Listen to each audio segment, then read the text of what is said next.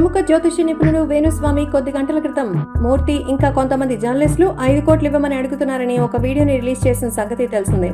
దీనిపై జర్నలిస్ట్ మూర్తి రెస్పాండ్ అవుతూ అటాక్ చేశారు.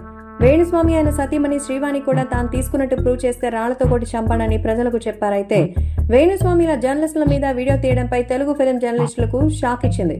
ఆల్రెడీ ఈ మధ్య ఫిలిం జర్నలిస్ట్ తరపున మహిళా కమిషన్ కు వేణుస్వామి గురించి ఫిర్యాదు చేసిన జర్నలిస్ట్ అసోసియేషన్ సభ్యులు నేడు పోలీసులు కూడా ఫిర్యాదు చేశారు.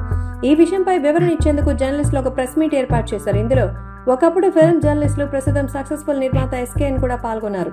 వేణుస్వామి గారంటే తనకి ఇష్టమని, ఆయన ఏదైతే చెప్తారో జరగకుండా తనకి రివర్స్ జరుగుతుందని అన్నారు. వేణుస్వామి చేసే కామెడీ అంటే తనకి ఇష్టమని, మన జర్నలిస్టులు ఏదైనా ప్రోగ్రామ్ చేస్తే ఈసారి ఆయనతో స్కిట్ చేయిద్దాం అనుకున్నారని అన్నారు.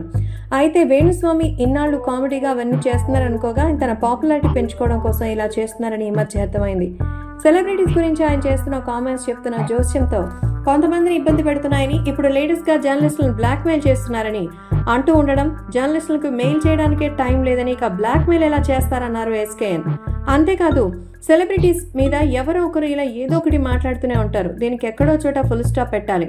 ఇవాళ వేణుస్వామి, రేపు రామస్వామి అని ఎవరో వస్తారైతే వేణుస్వామి జాతకం ఆయన గురించి కూడా చెప్పుకోవాలని, నెక్స్ట్ వేణుస్వామి జైలుకి వెళ్తారా లేదా, ఫ్యాన్స్ ఆయన కొడతారా లేదా అని అంచనా వేయాలని అన్నారు.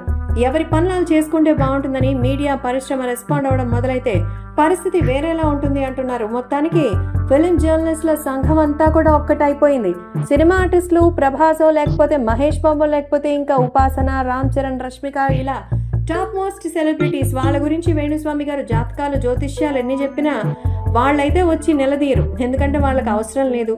సో కాకపోతే ఫిలిం జర్నలిస్టులు అనేటువంటి వాళ్ళు ఎప్పుడూ యాక్టివ్ మోడ్ లో ఉంటారు. వాళ్ళని టచ్ చేసి పాపం ఆ షాక్ కి ఇప్పుడు వేణుస్వామి తకిట తదిమి ఆడుతున్నారు. మరి దీనికి ఎప్పుడు ఫుల్ స్టాప్ పడుతుందో చూడాలి.